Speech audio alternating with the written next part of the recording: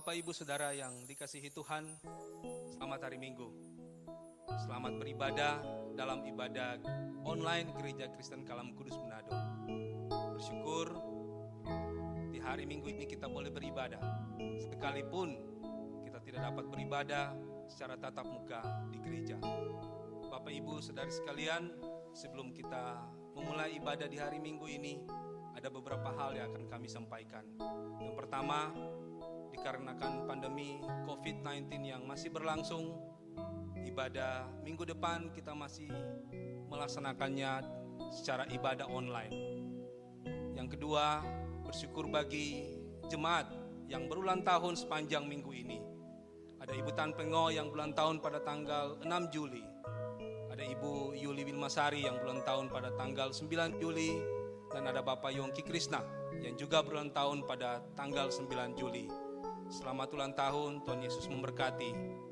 Yang berikut bagi Bapak Ibu yang akan mendukung pelayanan kami dan juga bagi jemaat yang telah mengumpulkan persembahan di rumah, boleh dapat menyampaikannya pada rekening gereja yang tertera di bawah layar kaca Bapak Ibu sekalian atau layar handphone Bapak Ibu sekalian, ataupun dapat memasukkannya dalam amplop dan membawanya ke gereja, memasukkannya pada kotak persembahan yang telah disediakan di kantor gereja pada setiap hari Selasa sampai Sabtu jam 9 pagi sampai jam 3 sore. Mari kita siapkan hati kita untuk mengikuti ibadah. Jemaat saya undang untuk bangkit berdiri, kita bersatu teduh bersama. Selamat beribadah.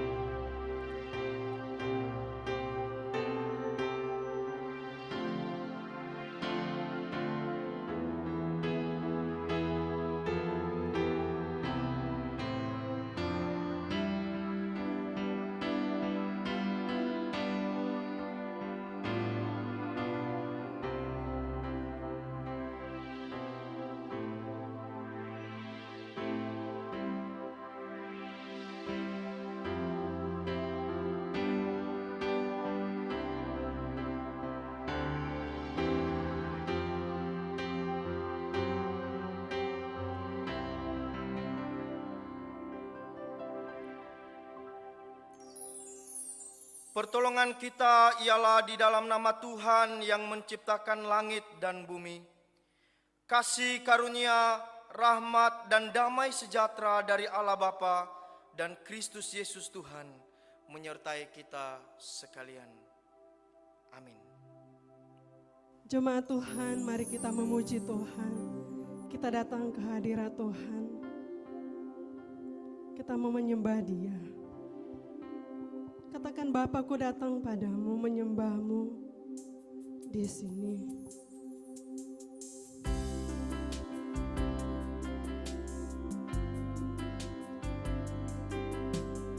Jangan kita takut, sebab Tuhan selalu beserta dengan kita. Jangan kita bimbang, Tuhan selalu ada bersama dengan kita.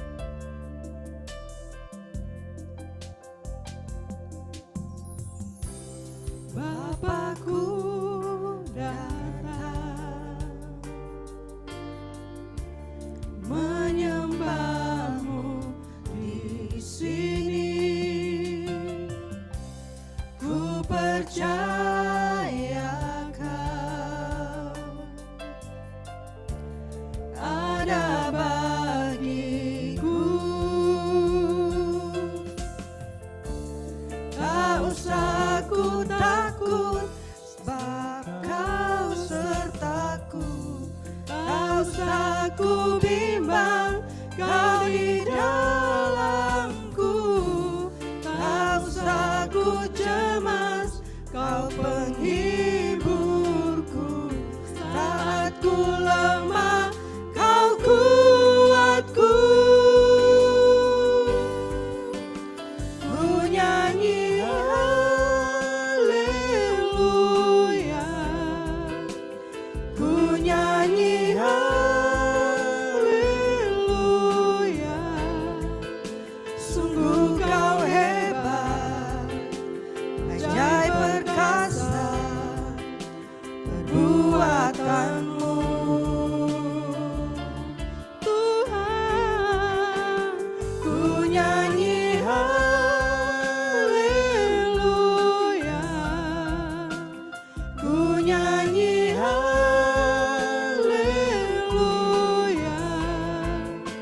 Sungguh kau hebat, ajaib perkasa perbuatanmu. Di hidupku, mari datang dengan segenap hati kita kepada Tuhan. Katakan, Bapa, ku datang padamu saat ini. Bapakku datang menyembahmu di sini. Ku percayakan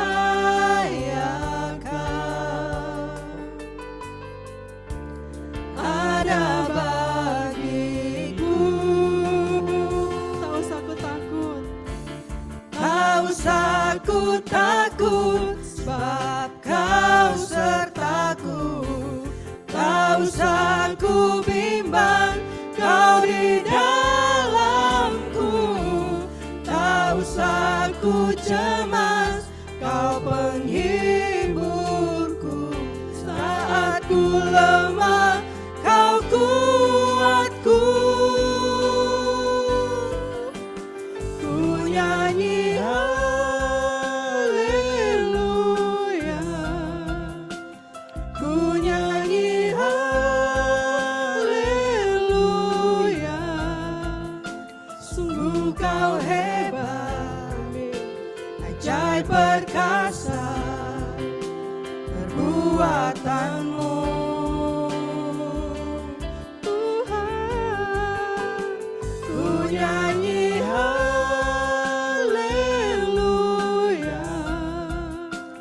ku nyanyi haleluya.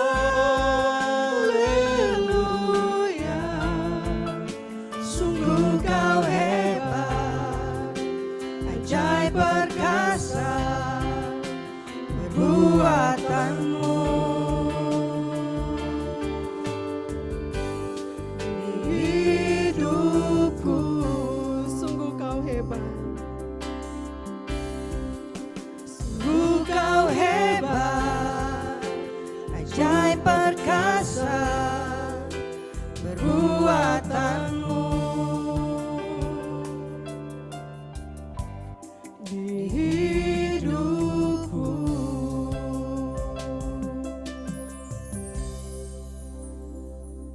Mari kita berdoa. Benar Tuhan, pujian ini mengatakan bahwa sungguh kau hebat, ajaib perkasa perbuatanmu di dalam kehidupan kami. Kami bersyukur Tuhan, kami boleh datang kepada Tuhan. Kami menyembah-Mu, kami memuji-Mu, kami meninggikan nama-Mu. Terima kasih buat kesempatan Tuhan anugerahkan bagi kami. Jadikanlah kami ya Tuhan, penyembah-penyembah yang benar, menyembah Engkau di dalam roh dan kebenaran. Bapa di surga, di tengah-tengah pergumulan kami saat ini, Engkau yang selalu menguatkan kami, meneguhkan iman kami, biar kami tetap percaya dan memandang kepada Tuhan, yang adalah kekuatan kami, penolong kami yang setia. Terima kasih Tuhan. Di dalam kami menjalani hari-hari hidup kami, begitu banyak dosa yang kami lakukan mendukakan hati Tuhan. Lewat perkataan kami, perbuatan kami, bahkan pikiran kami ya Tuhan. Dengan kerendahan hati kami datang ya Bapa. Ampuni kami dari segala dosa kami. Biar kami layak Tuhan menghampiri tahta-Mu yang kudus. Biar kami layak memuji Engkau Tuhan. Terima kasih Bapa di surga. Lawat dan jamah hati kami, biar kami mau dipulihkan, biar kami mau ditegur Tuhan, menjadi anak-anak Tuhan yang setia, yang sejati di dalam Engkau. Terpujilah nama-Mu ya Tuhan. Di dalam nama Tuhan kami Yesus Kristus, kami berdoa dan mengucap syukur. Amin. Silakan duduk Bapak Ibu, saudara yang diberkati Tuhan.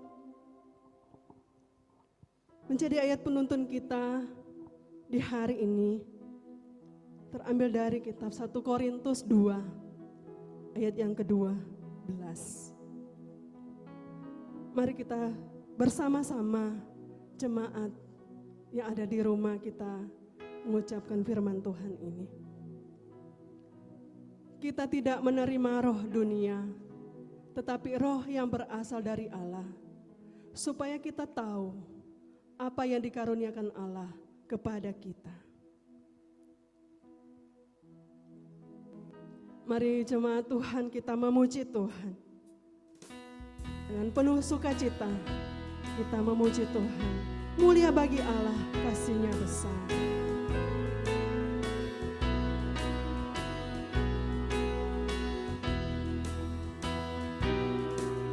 Mulia bagi Allah, kasih-Nya besar. Putranya diberikan untuk kaum berdosa. Ya rela disalib bagi manusia, terbukalah pintu selamat bagiku. Pujilah, pujilah, dengarlah sabdanya. Pujilah, pujilah, umat bergiranglah menghadap Allah di antara anaknya. Dapat penebusan mulia baginya.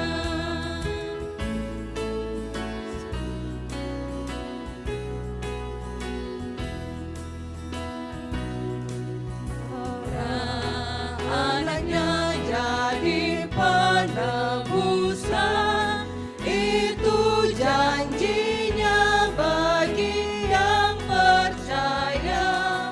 Dan dosaku betapapun besarnya, Dia menghapus dan membasuh semuanya.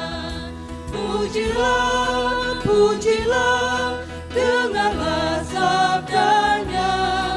Pujilah, pujilah, umat bergiranglah menghadap Allah di antara anaknya. Dapat penebusan mulia baginya.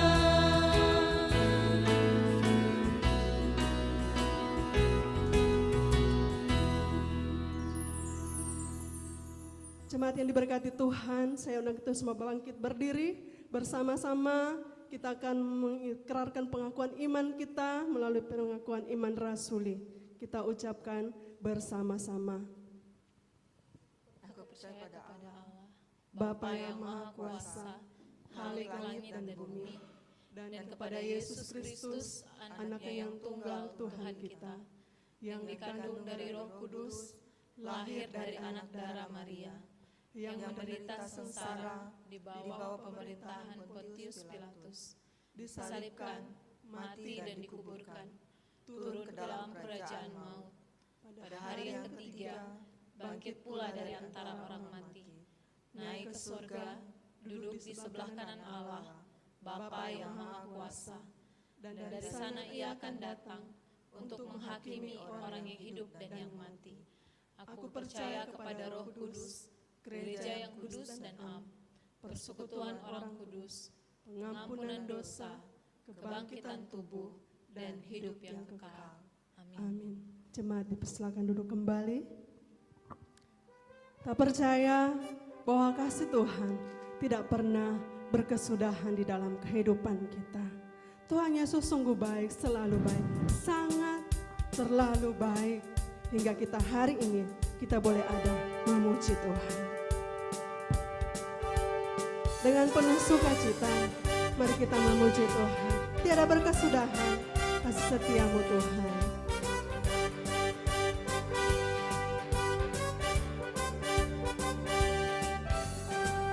Tiada berkesudahan, kasih setiamu Tuhan, selalu baru rahmat-Mu bagiku. Hari berganti hari, tetap kulihat kasih-Mu, tak pernah berakhir di hidupku. Tuhan Yesus baik, sungguh amat baik, untuk selama-lamanya. Tuhan Yesus baik, Tuhan Yesus baik, Tuhan Yesus baik, sungguh amat baik, untuk selama-lamanya. Tuhan Yesus baik. Tiada berkesudahan, kasih setiamu Tuhan, selalu baru rahmat-Mu bagiku. Hari berganti hari, tetap kulihat kasih-Mu, tak pernah berakhir di hidupku.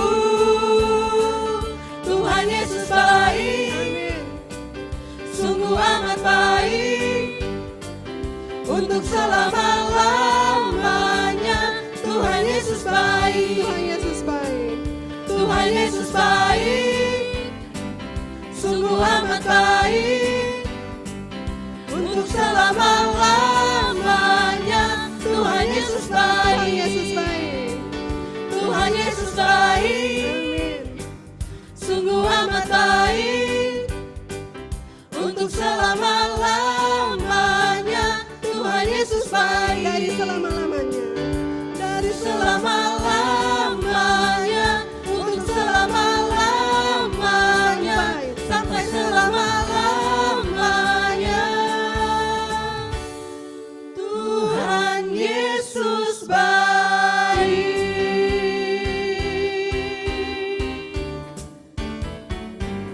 amin. Puji nama Tuhan. Firman Tuhan yang menjadi pedoman, pelita, bahkan kekuatan bagi kita di dalam kita menjalani hari-hari hidup kita. Apapun pergumulan kita saat ini, sesulit apapun mungkin kita hadapi, kita selalu percaya bahwa kekuatan, ketenangan hanya kita dapat di dalam Tuhan. Biarlah pujian ini mengiring kita di dalam mendengarkan firman Tuhan. Sebagai komitmen kita mengiring Tuhan seumur hidup kita.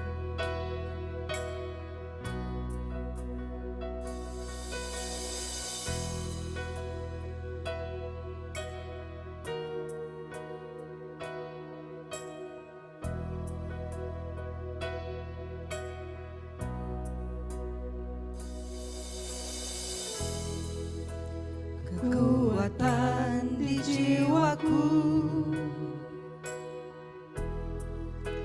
ketenangan batinku, ada dalam hadirat-Mu, ku menyembah-Mu.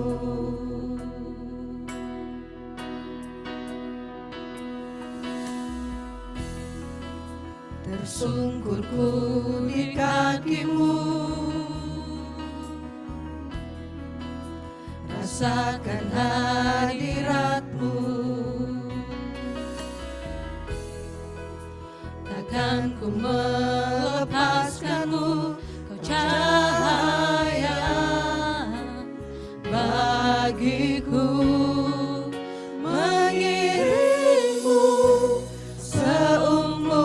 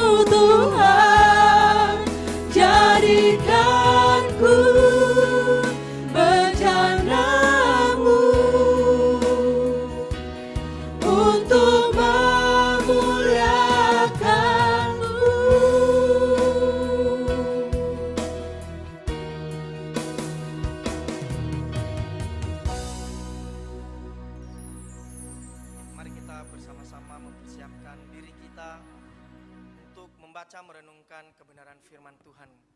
Mari kita bersama-sama berdoa. Tuhan Allah yang kami muliakan, kami sangat bersyukur kepada Engkau untuk segala anugerah dan juga harapan yang Tuhan berikan kepada kami untuk terus kami nikmati akan relasi kami dengan Engkau. Saat ini Bapa, kami rindu ketika Engkau mengizinkan kami untuk bisa mempermuliakan Engkau melalui pujian yang kami naikkan kepada Tuhan saat ini. Maka saat ini juga kami rindu Tuhan berbicara kepada kami untuk kami bisa merenungkan kebenaran firman-Mu. Maka biarlah Roh Kudus-Mu yang senantiasa menguasai seluruh hati dan pikiran kami, sehingga kami bisa terus dituntun oleh sabda yang daripada Tuhan. Berkati hamba-Mu yang Tuhan percayakan untuk menyampaikan, biarlah Tuhan juga menolong hamba-Mu sehingga dapat menyampaikan dengan baik, dan firman yang diuraikan melalui hamba-Mu ini sungguh-sungguh menjadi berkat bagi kami di tempat ini. Inilah doa dan kerinduan kami Tuhan. Di dalam nama Tuhan Yesus kami berdoa dan mengucap syukur. Amin. Ya, shalom Bapak Ibu dan jemaat Tuhan yang saya kasihi di dalam nama Tuhan Yesus Kristus. Kita sangat bersyukur pada kesempatan ini Tuhan izinkan kita kembali untuk bisa beribadah, mempermuliakan Tuhan, bahkan juga merenungkan akan kebenaran firman-Nya. Dan ini adalah anugerah terbesar yang Tuhan berikan kepada setiap kita. Nah, saat ini Bapak Ibu kita akan bersama-sama merenungkan bagian firman Tuhan yang terambil dari 1 Korintus pasal yang kedua ayat 6 sampai ayatnya ke-16. Sekali lagi 1 Korintus pasal yang kedua ayat 6 sampai ayatnya yang ke-16. Nah, kalau Bapak Ibu sudah mendapatkannya, kita akan membacakan 2 ayat saja. Nanti selebihnya Bapak Ibu boleh membacakannya di rumah. Ya, saya baca ayat 14 sampai ayatnya yang ke-16. Beginilah firman Tuhan. Tetapi manusia duniawi tidak menerima apa yang berasal dari Roh Allah, karena hal itu baginya adalah suatu kebodohan, dan ia tidak dapat memahaminya, sebab Allah itu hanya dapat dinilai secara rohani. Tetapi manusia rohani menilai segala sesuatu, tetapi ia sendiri tidak dinilai oleh orang lain. Sebab siapakah yang mengetahui pikiran Tuhan sehingga ia dapat menasihati dia? Tetapi kami memiliki pikiran Kristus. Nah, demikian jauh pembacaan firman Tuhan. Berbahagia setiap kita yang membaca, merenungkan dan terus melakukan firman Tuhan di dalam kehidupan kita sehari-hari. Nah, saudara yang saya kasihi di dalam nama Tuhan Yesus Kristus, pada pagi hari ini saya memberikan tema renungan kita, yaitu menjadi orang Kristen yang seutuhnya.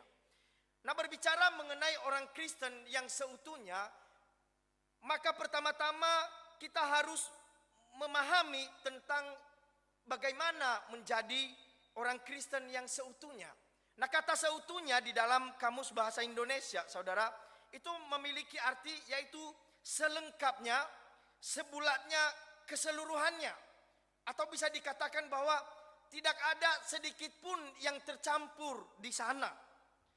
Nah, kalau kita tarik di dalam kehidupan kita sebagai orang Kristen, sebenarnya berbicara mengenai orang Kristen yang seutuhnya, itu adalah mereka akan menjadi orang Kristen yang sepenuhnya, tidak setengah-setengah, tidak asal-asalan, melainkan hidup mereka, status mereka, totalitas di hadapan Tuhan. Jadi ketika saudara dan saya menjadi orang Kristen, seharusnya kita juga dituntut untuk menjadi orang Kristen yang seutuhnya. Nah, Bapak Ibu yang saya kasihi di dalam nama Tuhan Yesus Kristus, di dalam surat Korintus yang kita baca hari ini menceritakan tentang pelayanan Paulus yang mengingatkan kepada jemaat supaya mereka dapat menjadi pengikut Kristus yang seutuhnya. Nah, oleh karena itu saudara, Paulus menyoroti pengajarannya itu melalui hikmat yang sejati. Mengapa? Karena Paulus melihat bahwa persoalan utama jemaat di Korintus adalah ketidaksesuaian antara status dan cara hidup mereka yang tidak sama. Sehingga Paulus menilai bahwa di antara jemaat Korintus masih banyak atau masih ada yang belum sepenuhnya menjadi orang Kristen yang seutuhnya. Nah, melalui penilaian inilah Paulus menyebutkan bahwa ada dua macam manusia di dalam jemaat ataupun di dalam gereja. Nah, manusia yang pertama itu adalah kalau kita lihat di dalam bagian ayat yang ke-14, di situ dikatakan ada yang disebut manusia duniawi. Nah, kalau saya mencoba mengartikan manusia duniawi ini adalah mereka itu adalah manusia rohani, namun hikmat yang ada padanya itu adalah hikmat manusia duniawi, di mana mereka ini adalah kelompok-kelompok ataupun orang-orang yang memiliki status sebagai orang Kristen, namun kehidupan yang mereka jalani menunjukkan bahwa mereka bukanlah orang Kristen yang seutuhnya. Mengapa, saudara? Karena hidupnya masih mengikuti cara hidup yang sering dunia tawarkan. Dan parahnya lagi, saudara, hidupnya itu cenderung hanya untuk menghimpit pertumbuhan kerohanian pengikut Kristus yang lain. Ketika mengalami masalah, cenderung menyalahkan Tuhan. Ketika menghadapi berbagai tantangan hidup, mereka itu bisa cenderung meninggalkan Tuhan. Bahkan hidup mereka itu sebenarnya lebih banyak menentang akan Tuhan. Dan saya bisa katakan di sini firman Tuhan juga katakan bahwa biasanya manusia duniawi itu lebih banyak mendirikan kebenaran diri mereka sendiri di atas kebenaran yang Tuhan berikan. Nah, di dalam Roma ayat pasal 10 ayat yang kedua berbicara seperti ini, saudara. Sebab aku dapat memberi kesaksian tentang mereka bahwa mereka sungguh-sungguh giat untuk Allah, tetapi tanpa pengertian yang benar. Nah, kita lanjut di dalam ayat yang ketiga. Sebab oleh karena mereka tidak mengenal kebenaran Allah, dan oleh karena mereka berusaha untuk mendirikan kebenaran mereka sendiri, maka mereka tidak takluk kepada kebenaran Allah. Nah, artinya apa, saudara? Bahwa sebenarnya di dalam komunitas jemaat yang ada di Korintus pada waktu itu bisa dikatakan mereka ini adalah orang-orang yang mungkin sudah dipercayakan di dalam banyak hal, mungkin di dalam pelayanan, mungkin di dalam kepengurusan dan lain sebagainya. Tetapi sebenarnya ketika mereka melakukan itu, maka sebenarnya mereka tidak memiliki pengertian yang benar. Bahkan mereka terus belajar ataupun menjalani kehidupan yang sesuai dengan kebenaran diri mereka sendiri. Nah, inilah yang Paulus ingatkan tentang manusia duniawi, khususnya di dalam jemaat Korintus, saudara.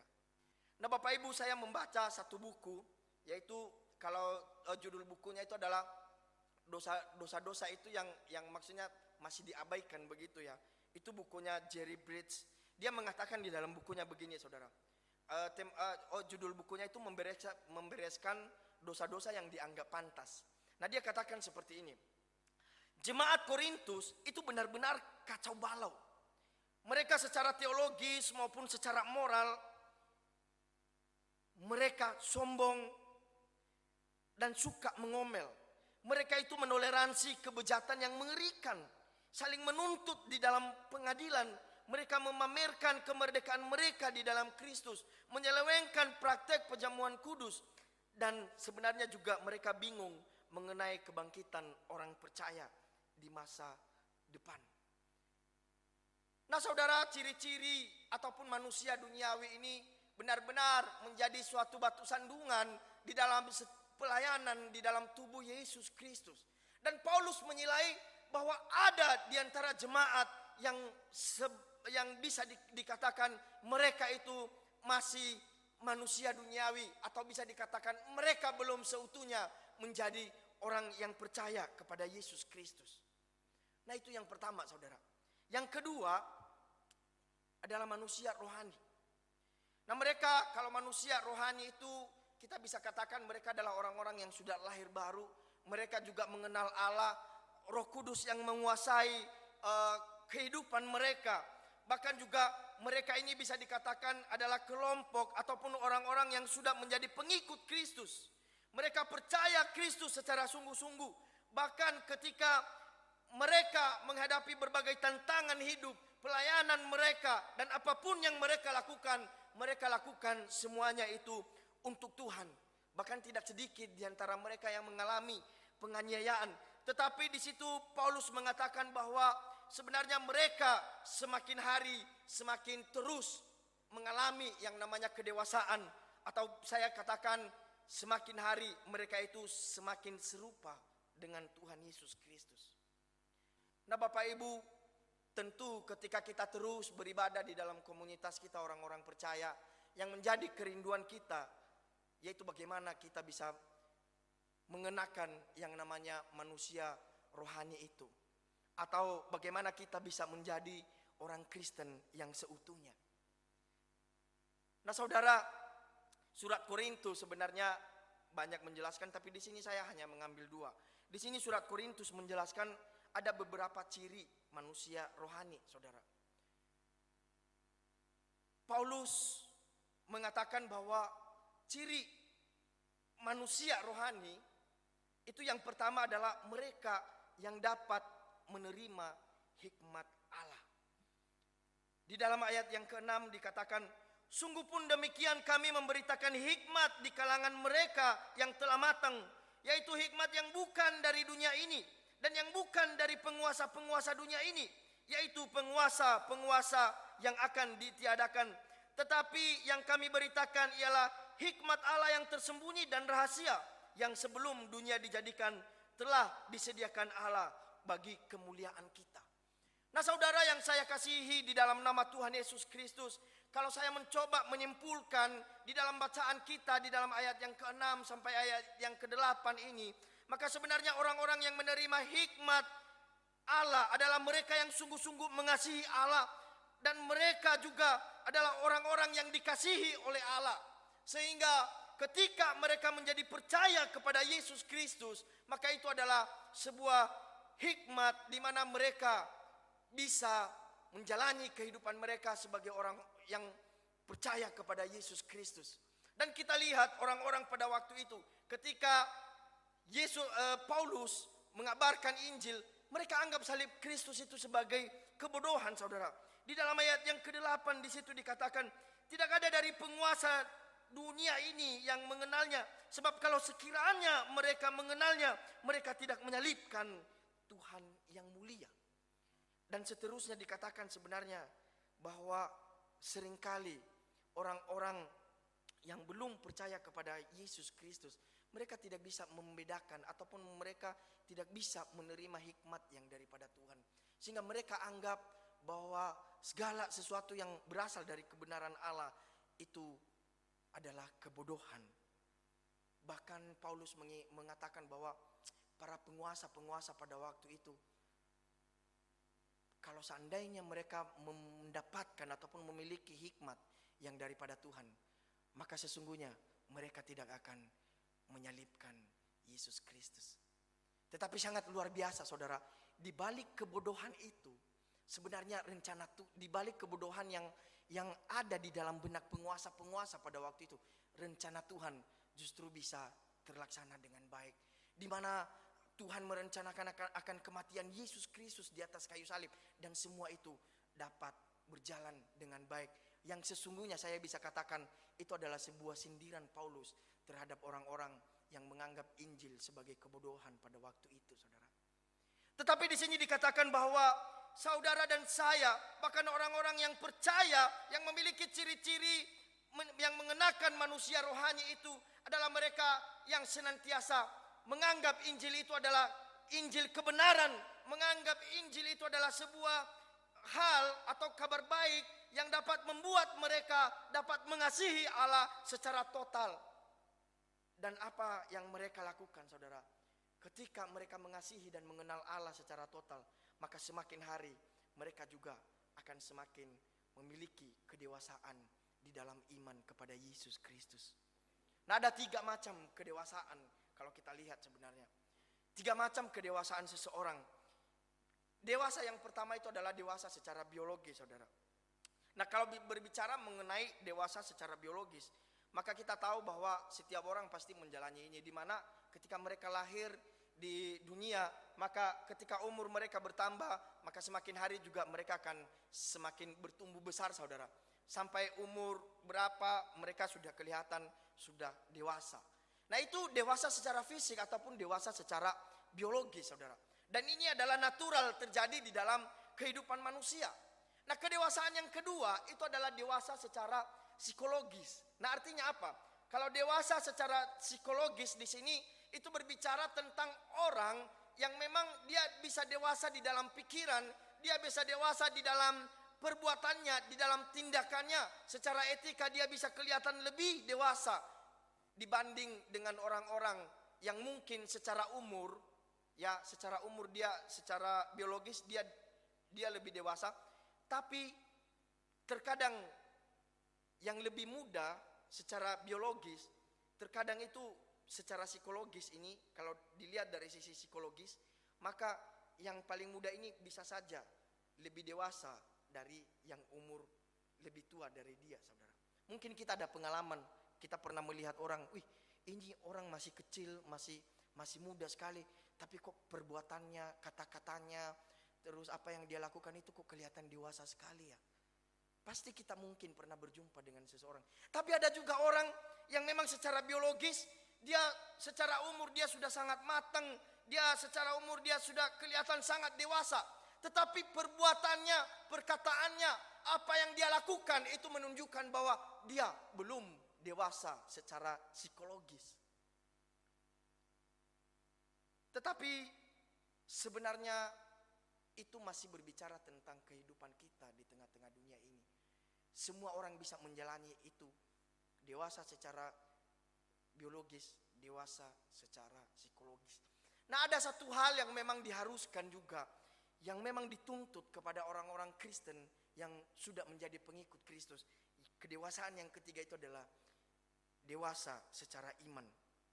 Nah, Bapak Ibu yang saya kasihi di dalam nama Tuhan Yesus Kristus, kalau dewasa secara iman itu bisa dikatakan bahwa mereka ini adalah orang-orang yang mengasihi Allah, bahkan sampai mereka itu semakin hari semakin mengenal Allah, tetapi hidup mereka itu juga mereka tidak mendirikan kebenaran diri sendiri di atas kebenaran Allah.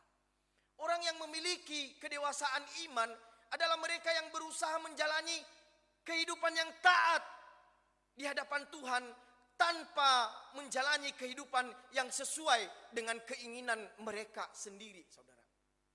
Nah, Bapak Ibu, saya pernah melakukan satu pelayanan di salah satu gereja. Nah, pada waktu saya pelayanan itu ada satu jemaat yang memang dia suka pergi ke dukun ya. Dia pergi ke dukun, setiap ada masalah dia pergi ke dukun. Nah, kalau berbicara mengenai dukun itu ada dua macam dukun yang biasanya didatangi oleh orang-orang, saudara. Dukun yang pertama itu memang dukun yang memang sangat jelas bahwa mereka itu ritual yang mereka lakukan itu berfokus itu kepada iblis, saudara, berfokus kepada setan. Jadi kita bisa tahu lah, maksudnya cara-cara yang mereka lakukan itu ya otomatis mereka itu pasti akan, oh ini ritual-ritual yang mereka lakukan itu kepada setan.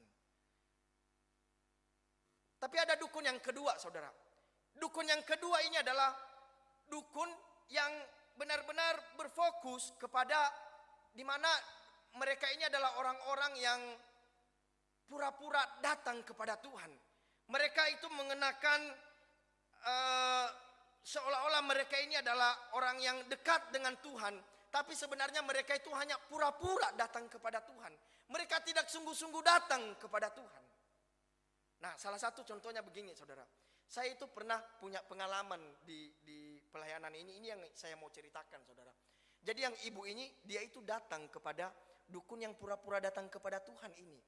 Nah, pada waktu saya tahu, karena memang saya pernah masuk ke dalam kehidupan yang seperti ini. Saya tahu itu ritual-ritual yang mereka lakukan dan itu sangat bertentangan dengan kebenaran firman, saudara. Jadi dia tak datang, mereka itu dia yang ibu ini yang datang kepada dukun yang pura-pura datang kepada Tuhan itu, dia datang menyampaikan keluhannya dan nanti dukun ini dia berdoa di hadapan Tuhan. Dia menyebut nama Tuhan Yesus. Dia juga mengajak jemaat ini untuk berdoa sama-sama. Nah, setelah berdoa, saudara, setelah berdoa, di sini terjadi kelihatan sekali itu kesalahannya. Nah, setelah berdoa dia mengatakan apa? oh ini Tuhan memberikan jawaban yang seperti ini, kamu lakukan ini, kamu minum ini dan lain sebagainya, saudara.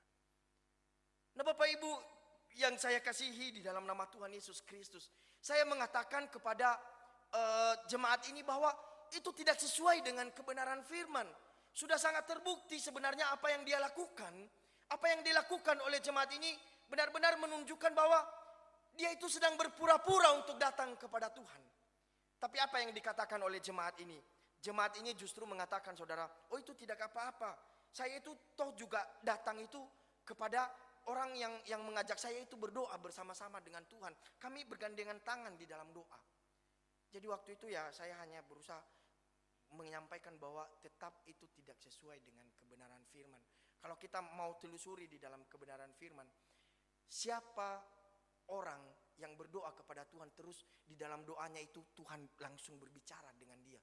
Sejak Yesus Kristus menyatakan diri di dalam firman-Nya melalui Roh Kudus juga, itu saya tidak ada pengalaman ataupun tidak pernah melihat orang berdoa terus Tuhan itu langsung berbicara itu di dalam doanya.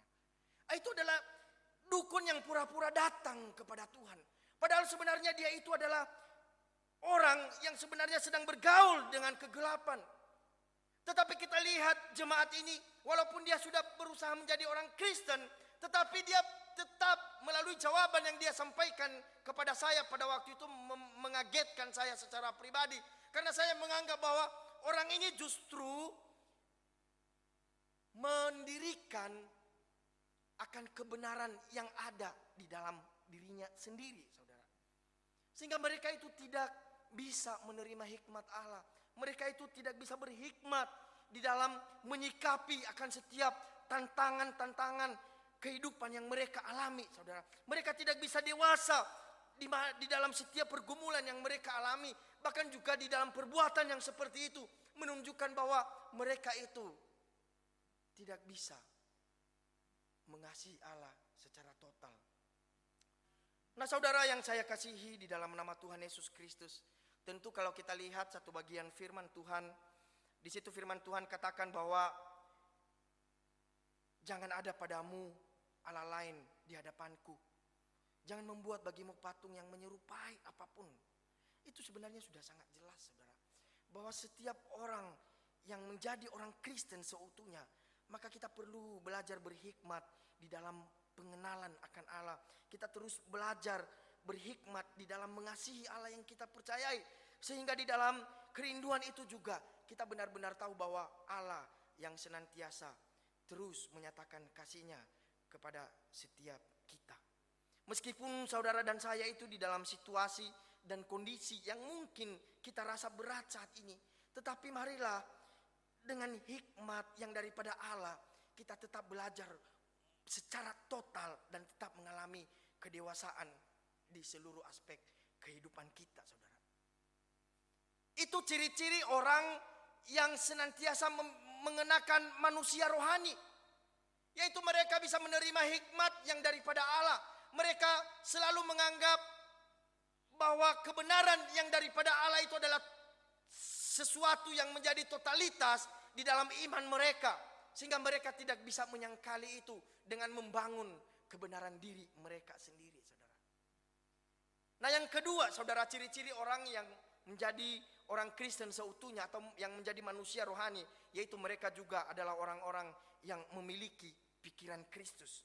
Di dalam ayat yang ke-16 di situ dikatakan, siapakah yang mengetahui pikiran Tuhan sehingga ia dapat menasihati dia, tetapi kami memiliki pikiran Kristus. Nah saudara yang saya kasihi di dalam nama Tuhan Yesus Kristus, memiliki pikiran Kristus di sini kita tidak boleh pahami secara mistis, yang dimana kita menganggap bahwa ini seolah-olah orang percaya itu sudah memperoleh akses khusus ya terhadap pikiran Kristus melalui pengalaman spiritual tertentu. Tidak seperti itu, saudara. Nah saya baca di dalam tafsiran, kalau memiliki pikiran Kristus itu justru adalah mereka yang senantiasa mengetahui kehendak Allah serta rencana dan maksud dari penebusan Allah. Hal ini berarti menghargai dan memandang segala perkara itu sesuai dengan cara Allah memandangnya. Mereka itu menilai segala perkara sesuai dengan cara Allah menilainya. Jadi makna yang ingin disampaikan Paulus sebenarnya di dalam konteks jemaat Korintus itu mirip dengan nasihat Paulus itu terhadap jemaat Filipi, saudara. Di dalam Filipi 2 ayat yang kelima, yaitu supaya jemaat memiliki pikiran dan perasaan yang terdapat di dalam Kristus Yesus. Nah, Bapak Ibu yang saya kasihi di dalam nama Tuhan Yesus Kristus, kalau saya mencoba menyimpulkan kepada setiap kita bahwa sebenarnya orang Kristen yang memiliki pikiran Kristus dalam mereka yang dapat menyadari apa yang dikaruniakan Allah kepada mereka. Mereka juga yang memiliki pikiran Kristus adalah mereka yang tidak gampang khawatir terhadap banyak hal. Mereka yang memiliki pikiran Kristus adalah mereka yang tidak gampang curiga dengan orang lain. Mereka yang memiliki pikiran Kristus adalah mereka yang tidak mudah dendam terhadap orang lain. Bahkan juga yang sangat luar biasa adalah mereka dapat menjalani kehidupan mereka itu sesuai dengan kehendak Allah, saudara. Dan kita tahu, saudara, bagaimana Yesus Kristus. Saya jadi mengingat kisah Yesus Kristus pada waktu dia bergumul bersama dengan Allah di Taman Getsemani. Apa yang disampaikan oleh Yesus Kristus di sana, saudara? Kalimat yang masih terngiang di dalam pikiran saya ketika Yesus Kristus mengatakan bahwa, ya Bapa, sekiranya mungkin biarlah cawan ini berlalu daripadaku, tetapi jangan kehendakku yang jadi, melainkan kehendakmu. Nah, Bapak Ibu yang saya kasihi di dalam nama Tuhan Yesus Kristus, kalimat ini sebenarnya adalah bukan kalimat yang biasa-biasa, di mana secara manusia sebenarnya ada satu ketakutan yang terjadi di sana, ada kegentaran yang dialami oleh manusianya Yesus terhadap dosa-dosa manusia. Tetapi sangat luar biasa, saudara, bahwa Yesus Kristus dapat menyelesaikan itu meskipun Tuhan Yesus Kristus menghadapi yang namanya penyiksaan yang sangat dahsyat, saudara. Nah, kalau kita tarik di dalam kehidupan kita sehari-hari, kita adalah sebagai orang-orang yang percaya kepada Tuhan. Tentu kita sudah mengalami kemerdekaan yang Tuhan nyatakan kepada setiap kita, saudara. Tetapi ketika kita hidup di dalam situasi dan kondisi yang mungkin saat ini bisa saja berpotensi itu menggoyangkan iman kita, karena COVID-19 itu membuat ekonomi itu menjadi down semuanya. Bahkan juga di dalam bisa saja membuat keluarga itu menjadi berantakan, saudara, karena kekurangan materi dan lain sebagainya, saudara. Dan mungkin itu bisa berdampak kepada penyakit, bisa berdampak kepada pekerjaan, bisa berdampak kepada kekhawatiran, kebimbangan, kegelisahan, ketakutan, tekanan, putus asa, kebencian, kecewa, dan lain-lain. Tetapi saudara, di dalam keadaan kita yang seperti ini, kita harus menyadari bahwa apa yang sudah dilakukan oleh Yesus Kristus itu semuanya bisa berjalan dengan baik sesuai dengan rencana Allah. Nah, seharusnya kita juga sebagai anak-anak Tuhan, ketika kita menghadapi berbagai tantangan kehidupan di tengah-tengah dunia ini, maka marilah kita juga jangan membiarkan segala pikiran kita itu diambil alih oleh kekuatan iblis, sehingga kita tidak bisa memandang dan tunduk kepada segala rencana dan kehendak Allah di dalam kehidupan kita. Sehingga ketika kita dikatakan bahwa kita mau menjadi manusia ataupun orang Kristen yang seutuhnya, maka sudah seharusnya kita juga akan tetap kuat, kita tetap kokoh di dalam menjalani kehidupan kita yang sudah dipenuhi oleh pikiran-pikiran yang daripada Kristus Yesus. Nah, Bapak Ibu yang saya kasihi di dalam nama Tuhan Yesus Kristus, bagaimana dengan setiap kita di tempat ini? Ketika saudara mungkin akan menjalani berbagai tantangan atau saat ini sedang menjalani masalah-masalah di dalam kehidupan saudara, apakah saudara benar-benar menunjukkan ciri khas saudara sebagai orang Kristen yang seutuhnya, yang benar-benar memiliki keutuhan di dalam mengikuti Yesus Kristus dan juga bisa menerima hikmat Allah dalam kehidupan kita, dan kita tetap ada di dalam anugerah Tuhan. Kita tidak pernah meninggalkan Tuhan di dalam segala aspek kehidupan kita. Sekiranya kita mungkin pernah menyalahkan Tuhan, saudara, mari kita tetap kembali. Firman Tuhan katakan ingatkan kepada setiap kita pada hari ini bahwa kita ini adalah manusia rohani. Kita jangan seperti manusia duniawi, tapi kita ini adalah manusia rohani. Manusia rohani adalah mereka yang percaya kepada Yesus Kristus dan menjadi orang Kristen seutuhnya, saudara. Mereka ikut Yesus tanpa setengah-setengah. Mereka ikut Yesus bukan asal-asalan, tetapi totalitas di dalam anugerah Tuhan. Biarlah firman Tuhan yang senantiasa menolong kita pada hari ini untuk kita bisa menjadi orang Kristen yang seutuhnya di hadapan Tuhan. Dan biarlah kita memiliki ciri khas yang terus menerima anugerah Allah, hikmat Allah, dan Roh Kudus juga menguasai seluruh kehidupan kita. Dan pikiran-pikiran yang ada di dalam diri kita itu adalah pikiran-pikiran yang daripada Tuhan Yesus Kristus. Tuhan menolong kita semuanya. Amin. Mari kita bersama-sama berdoa. Ya Tuhan Allah Bapa yang bertata di dalam kerajaan surga, kami sangat bersyukur untuk firman-Mu pada hari ini, mengingatkan kami bagaimana kami bisa menjadi orang Kristen yang seutuhnya di hadapan Tuhan. Ketika kami menghadapi berbagai tantangan hidup, kami mohon Tuhan terus kuatkan kami sehingga iman kami tidak akan pernah goyah, tidak akan pernah berpaling dari Engkau ya Bapa. Melainkan setiap pergumulan yang kami hadapi akan terus membuat kami semakin dewasa di dalam mengikut Engkau. Tuhan pimpin dan sertailah seluruh kehidupan kami sehingga kami bisa menjadi anak-anak Tuhan yang akan senantiasa menjadi saksi di tengah-tengah dunia ini. Dan kami juga merindukan supaya Tuhan yang akan menolong kami, karena kami tidak mampu menjalani kehidupan kami sendiri tanpa pertolongan daripada kuasa Roh-Mu yang kudus. Terima kasih ya Tuhan, di dalam situasi kami yang ada saat ini, kami mohon Tuhan terus kuatkan kami, pimpin kami, bahkan lebih daripada itu kami merindukan supaya Tuhan yang senantiasa memakai kami untuk menjadi saksi di tengah-tengah dunia yang mungkin semakin hari semakin parah di dalam kehidupan manusia. Tetapi kami yakin dan percaya Bapa bahwa ketika kami ada di dalam anugerah-Mu, maka Tuhan pun akan senantiasa mendatangkan sukacita kepada kami, dan Tuhan juga menolong kami untuk bisa memandang hanya kepada Engkau saja. Terpuji-pujilah Engkau Allah yang hidup, inilah doa dan kerinduan kami. Kami serahkan doa ini hanya melalui diri anak-Mu Tuhan Yesus Kristus. Amin.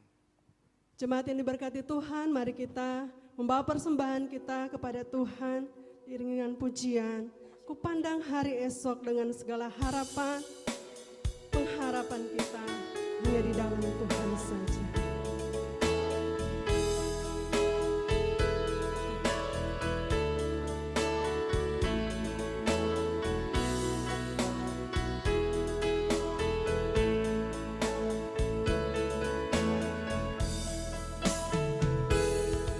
Kupandang hari esok dengan segala harapan, dan ku takkan takut menghadapi hidup ini, sebab ku tahu hari esok ada dalam tangannya. Yesus menjamin bagi yang mau percaya.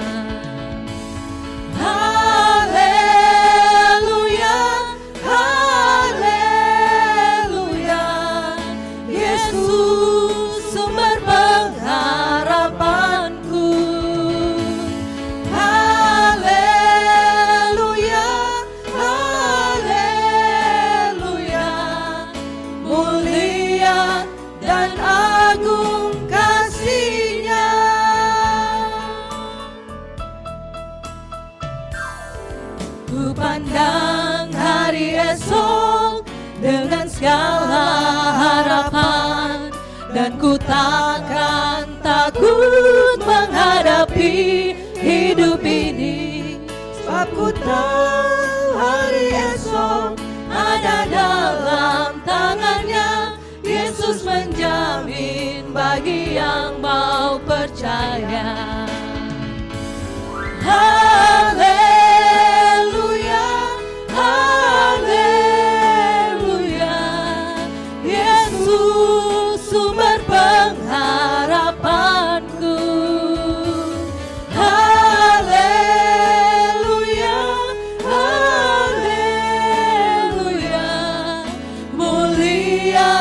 Dan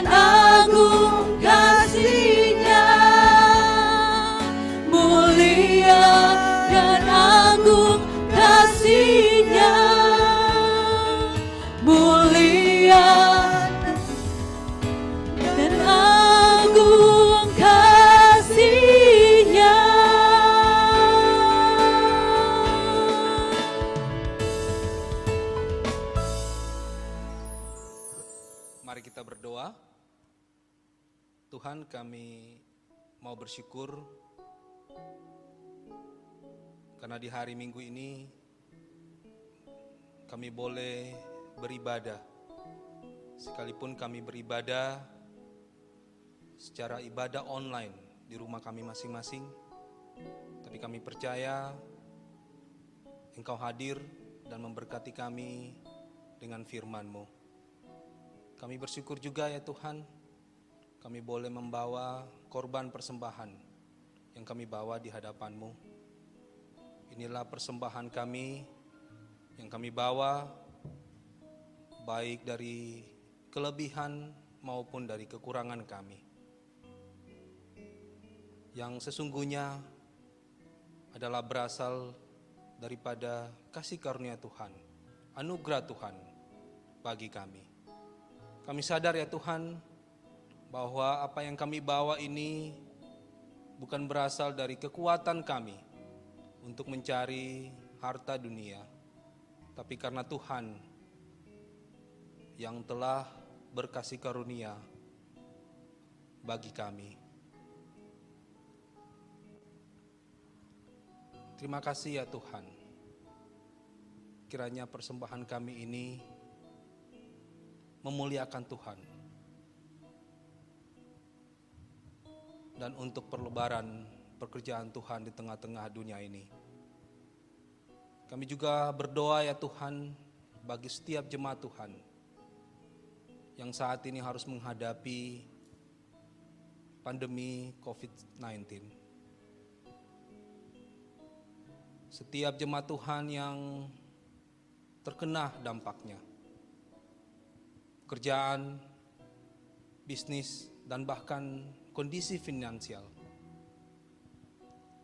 Saat ini kami berdoa, kiranya Tuhan Engkau, Allah sendiri yang berbelas kasihan, menolong, memberkati, dan menyertai setiap kami. Untuk kami boleh bertahan. Dan di saat sulit seperti ini ya Tuhan, kami boleh melihat akan anugerah Tuhan dan tetap bersyukur hanya kepadamu ya Tuhan, karena Engkaulah Allah yang hidup. Biarlah kesaksian hidup kami menjadi kesaksian untuk kemuliaan nama Tuhan. Bapak, kami berdoa juga untuk bangsa dan negara kami.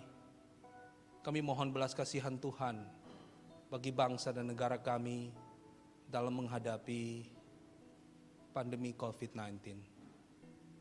Berikan hikmat bagi para pemimpin negeri ini ya Tuhan, untuk mengambil langkah-langkah dan keputusan yang tepat dalam mengatasi penyebaran virus ini ya Bapak. Kami berdoa bagi kedisiplinan kami selaku warga negara ya Tuhan, untuk mentaati setiap anjuran-anjuran pemerintah, sehingga kami boleh mengatasi masa sulit seperti ini dengan memuliakan nama Tuhan. Terima kasih ya Tuhan. Tolong kami di sepanjang minggu ke depan untuk kami boleh berjalan bersama-sama dengan Tuhan, agar di masa sulit, sesulit apapun ya Tuhan, kami tetap mengandalkan Tuhan. Dan biarlah kesaksian hidup kami menjadi kesaksian untuk kemuliaan nama Tuhan di tengah-tengah kehidupan kami. Terima kasih ya Tuhan. Inilah doa dan permohonan kami yang kami panjatkan di dalam nama anak-Mu Yesus Kristus, Tuhan dan Juru Selamat kami yang hidup. Amin. Jemaat Tuhan, mari kita bangkit berdiri, kita akan nyanyikan doksologi. Puji Allah Bapa, Putra, puji Allah Roh Kudus.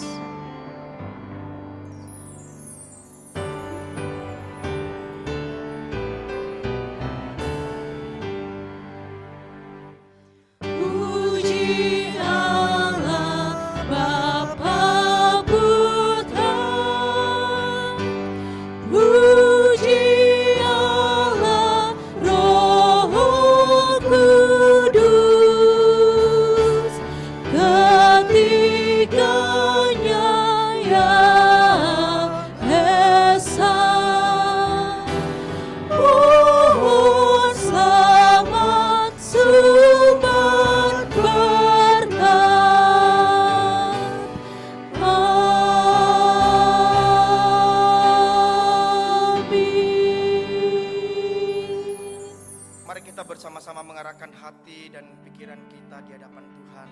Kita kembali kepada segala aktivitas kita dan terimalah berkat Tuhan. Tuhan memberkati engkau dan melindungi engkau. Tuhan menyinari engkau dengan wajah-Nya dan memberi engkau kasih karunia. Tuhan menghadapkan wajah-Nya kepadamu dan memberi engkau damai sejahtera dari saat ini sampai Maranatha Tuhan Yesus datang kedua kali. Amin.